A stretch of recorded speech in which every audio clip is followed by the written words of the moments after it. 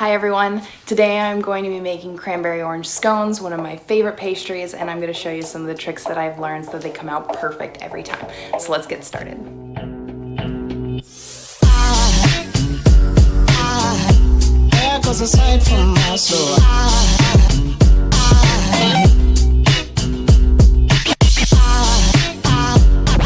I really like having quality control over my pastries, so when I bake, I prefer to use unsalted butter. But if you're wanting to whip these up and don't have any unsalted butter in the fridge, don't let that hold you back. Salted butter will work just fine. The key to getting flaky scones is to keep your butter cold throughout the whole process. A lot of recipes call for you to cut your butter into the dough with a knife, but I found that it's so much more effective and simple to actually shred your butter with a cheese grater. By shredding the butter, you ensure that your dough will have lots of layers of thinly sliced butter throughout your whole scone.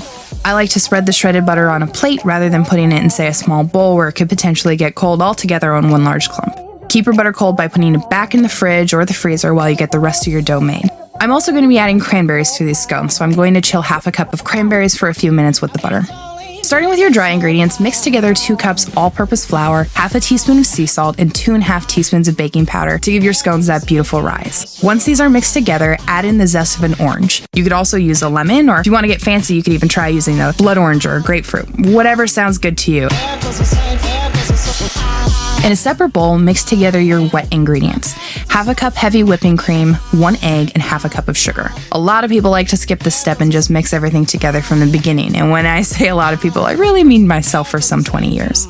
Mixing the ingredients separately and then adding them together at the end ensures that your finished scones will have a consistent taste and texture. Hold that chilled butter out and add it to the dry ingredients, pulsing a few times until the flour-butter mixture is coarse. Add your wet ingredients and again, pulse until your dough starts to hold together on its own.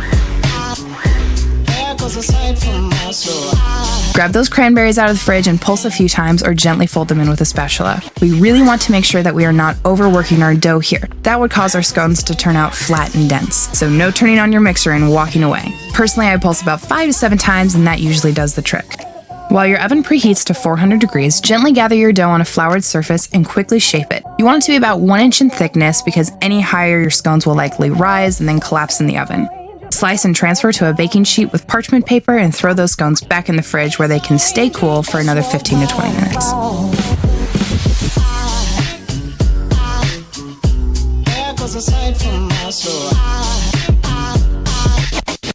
For a sweeter scone, you can quickly make a glaze with powdered sugar and juice from that zested orange.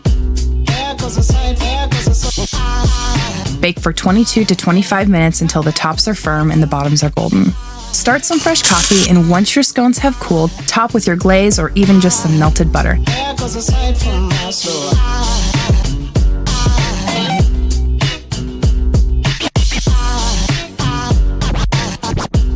And there you have it.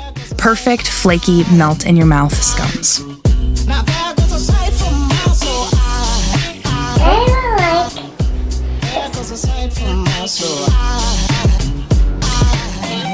How is it?